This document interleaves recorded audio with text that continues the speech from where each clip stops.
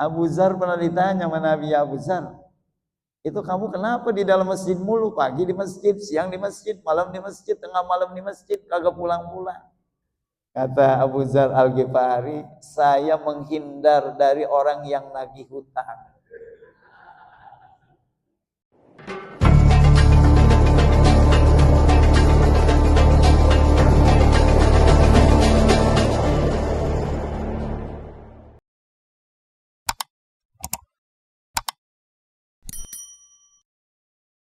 Kita lanjut hadis yang ke-99, idza ra'a ahadukum bi akhihi bala'an. Apabila seseorang melihat saudaranya kena bala, kena cobaan, kena bencana, fal yuhmadillah, ucapkan kalimat alhamdulillah. Sampai begitu. Kalau kita melihat saudara kita kena cobaan, bencana, ucapin kata Nabi alhamdulillah. Namun wala yusmi'u dzalik, jangan sampai dia dengar. Ya Pak. Ini jangan salah penerapan ya Pak. Alhamdulillahnya buat siapa? Buat kita. Kita ya alhamdulillah. Coba kalau saya kena kayak begitu saya kagak mampu gitu. Iya Pak, iya. Jangan didengar sama dia. Lu kenapa jatuh ya? Alhamdulillah dah lu jatuh gitu ya Pak. Nah, itu nyukurin namanya. Itu kita ucapin alhamdulillah buat diri kita. Saudara kita kena musibah kebakaran, jangan di depan dia gitu alhamdulillah dah lu kebakaran. Bukan Pak. Itu kita enggak menimpa diri kita, makanya kita ucapan alhamdulillah sampai begitu Pak. Ya. Tapi kalau udah ketemu orangnya, kita pesen ya biar sabar. Moga-moga cobaan ujian ini mengangkat derajat dari Allah Subhanahu wa taala. Ya Allah, Pak. Barangkali ini yang namanya cobaan ujian ini kelas-kelasnya beda-beda. Ya, kelasnya SD ujiannya SD, kelas SMP ujiannya SMP, SMU ujiannya SMU, perguruan tinggi. Kelasnya ulama, kiai, habaib. Itu semakin tinggi martabat nilai keimanan, ketakwaan agama seseorang, berarti semakin tinggi nilai ujian dan cobaan. Tuh. Makanya kemarin ketika ngaji di kitab Nasoihul Ibad, ketika tempat mizan disiapkan oleh Allah, timbangan amal udah disiapkan tuh Pak. Pertama didatangkan orang-orang ahli salat, fayuwaffawna ujurahum, disempurnakan pahala ahli salat. Datang lagi ahli puasa, disiapkan juga pahalanya buat ahli puasa. Disiapkan orang yang berangkat haji, juga disiapkan pahalanya buat orang yang hajinya baik. Tapi ketika didatangkan orang ahli bala, orang yang kena cobaan Pak, ini enggak dipasang lagi timbangan amalnya. Yang lain ditimbang, yang sholat ditimbang, yang puasa ditimbang, yang sedekah ditimbang, yang haji ditimbang, yang korban ditimbang. Tapi ketika orang yang min ahlil bala, enggak pakai timbangannya Pak.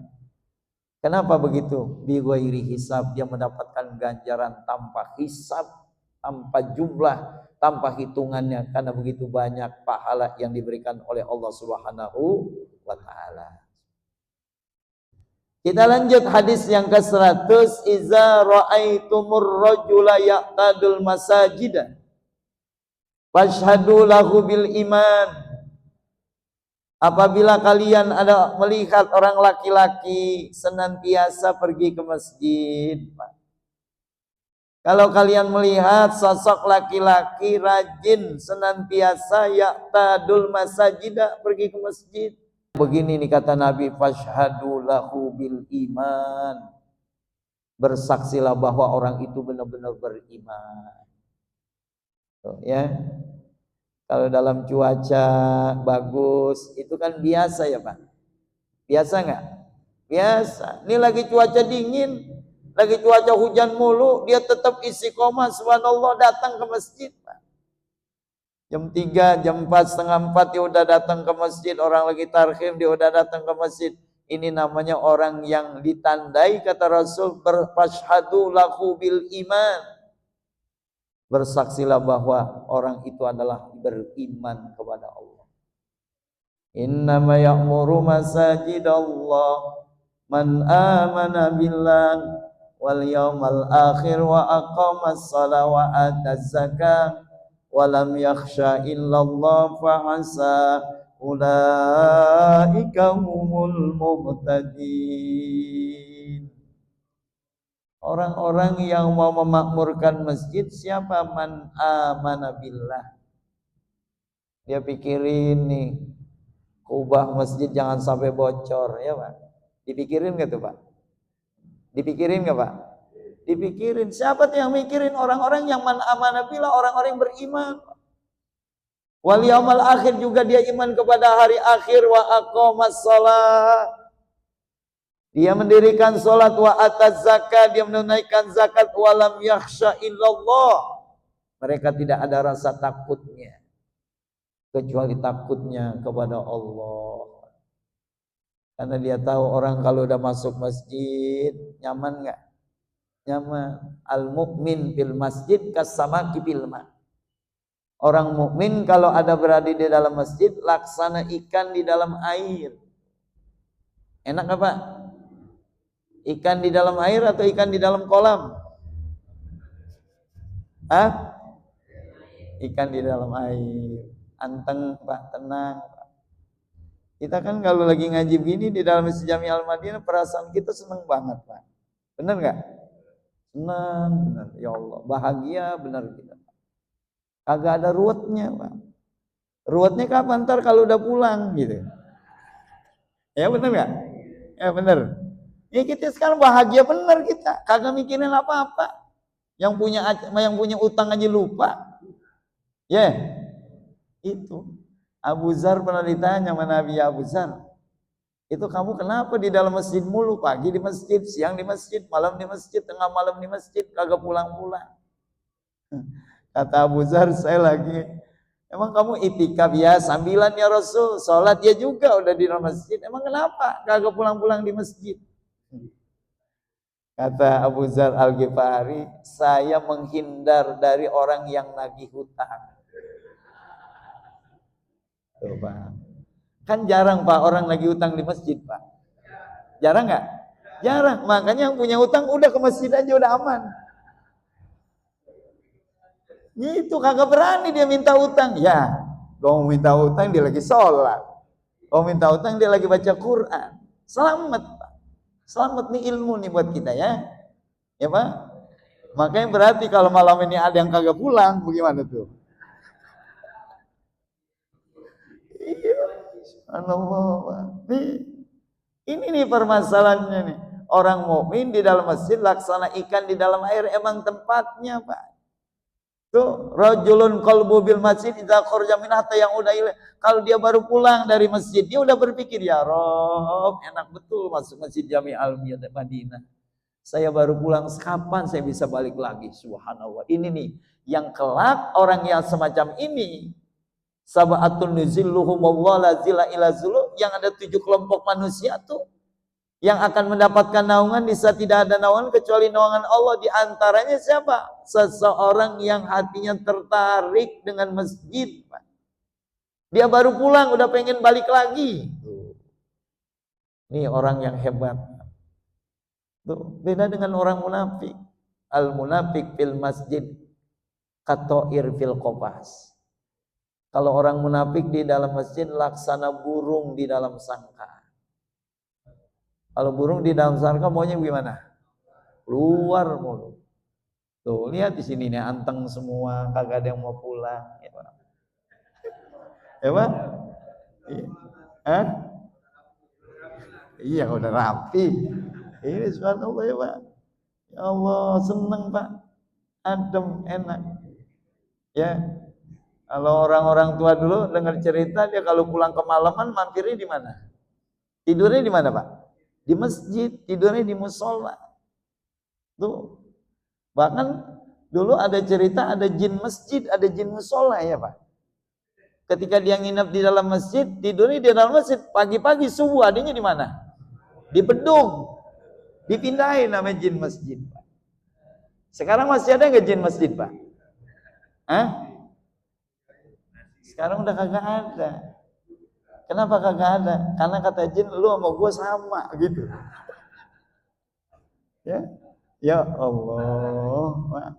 Nih Ustaz Abdul Syukur, Haji Ansori berpikir nih fasilitas ke depan bagaimana supaya kita anteng Pak, supaya betah di dalam Masjid Jami Al Madinah. Kalau udah enak, udah betah, enak rasanya. Ya, kita diomelin mulu sama bini, larinya kemana? Masjid aman udah, ya Pak. Ini pernah diomelin nggak bininya? Iya, kalau diomelin sama bini, larinya ke masjid. Mana tuh suami saya? Dia lagi sholat no tahiyatul masjid, nah aman. Pulang diomelin lagi, ke masjid lagi. Iya ya Allah, masjid. Kenapa begitu Pak? Karena memang dijelaskan ya'ti zamanun ala ummati yatabahuna bil masjid summa la yaqtamiruna ila qalila. Ini yang kita ngeri. Akan datang satu zaman, satu masa di mana orang berlomba-lomba bikin masjid mencakep-cakepan, tapi nggak ada yang mau memakmurkannya. Ila qalila, kecuali dikit, Pak. Masa masjid bagus zamannya kagak ada, ya Pak? Masa masjid udah enak cakep, ada AC-nya, karpetnya bagus, masa zamannya kagak ada, tuh Pak. Kita maunya bagaimana? Masjidnya cakep, zamannya cakep, luar biasa. Tapi tadi gambarkan yang pada gilirannya nanti yang azan saja udah kagak ada. Hati-hati tuh.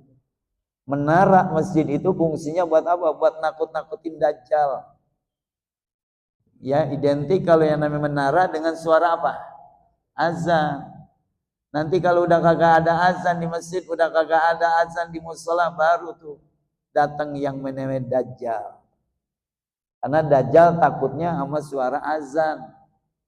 Ya Pak, Allahu Akbar, Allahu Akbar. Dajjal takut. Pokoknya orang kalau marah-marah mulu, azanin aja. Ya Pak, subhanallah Pak. Nih, nanti pada akhirnya begitu Pak. Mudah-mudahan kita kagak ngalamin ya. Satu akhir zaman di mana orang udah kagak dengar lagi suara azan. Kenapa nggak dengar suara azan? Karena manusianya pada sibuk. Berangkat pagi, pulang malam, berangkat pagi, pulang malam, berangkat pagi, pulang malam. Nanti di sekitar jalan Salam ini kagak ada orang miskin Pak. Semuanya kaya, hartanya banyak. Bagaimana kagak kaya? Orang kerjanya rajin bener, pagi berangkat pagi, pulang malam. Majlis taklim kosong, yang ngaji kagak ada, yang ngajar kagak ada, yang azan kagak ada. Di saat itulah yanfa'u malun wala banun illa man atallaha biqalbin salim. Kagak ada manfaatnya harta.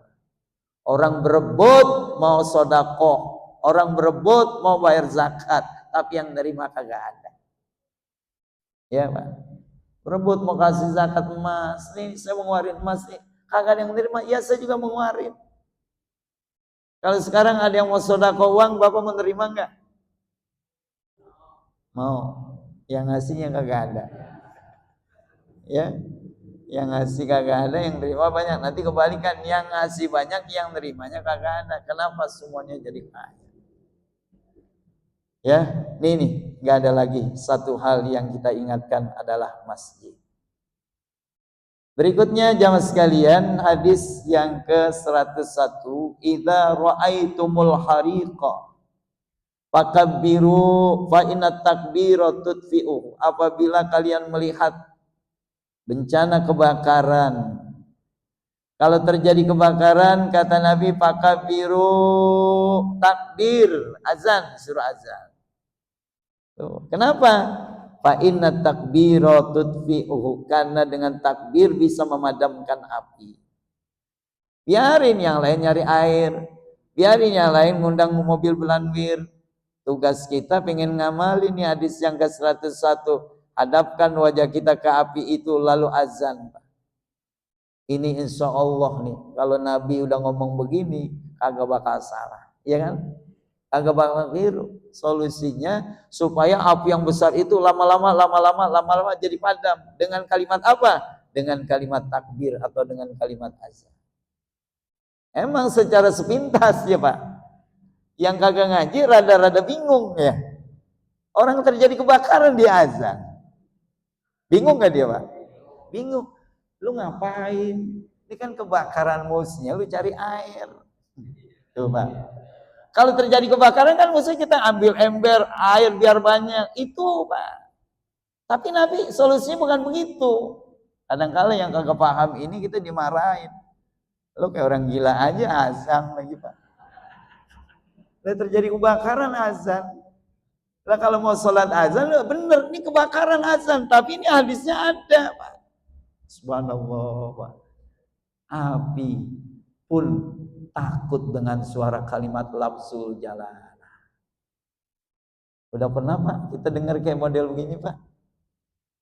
Emang biasa orang kalau lagi kebakaran panik ya Pak? Panik nggak? Panik, lupa sama azan tuh. Lupa sama azan. Subhanallah. Nah berarti nanti kita kerjasama sama mobil belambir dah.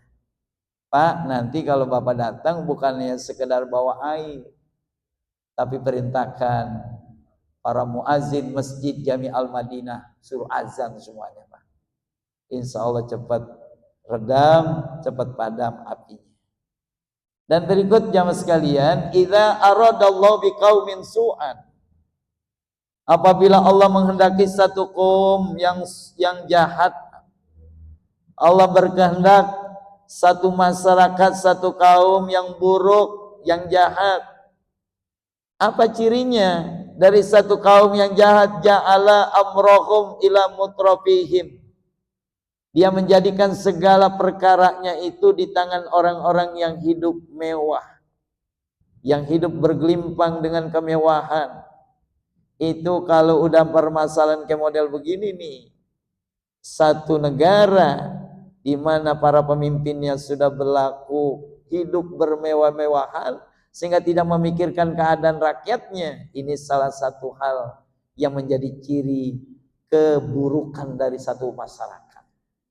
Idza aradallahu biqaumin su'an, apabila Allah menjadikan satu kaum kaum itu buruk, kaum itu jelek, kaum itu tidak bagus, ja'ala amrohum ila mutrafihim. Allah jadikan urusan mereka berada di tangan orang-orang yang hidup dengan kemewahan. Na'udzubillah min zalik. Sudah terjadi belum? Ya. Kita berharap moga-moga di wilayah kita masih ada orang-orang yang tetap memikirkan, apalagi di saat Muharram, memikirkan membagi sebagian rezeki buat para yatama. Insya Allah kalau ini yang selalu kita camkan, kita menjadi orang-orang yang beruntung hidup kita di dunia wal akhirah. Amin ya rabbal alamin. Saya kira ini jamaah sekalian taklim yang dapat saya sampaikan. Saya mau acara 10 Muharram, mudah-mudahan bermanfaat. Kurang lebihnya mohon maaf. Subhanakallahumma bihamdika asyhadu an la ilaha illa anta astaghfiruka wa atubu ilaik.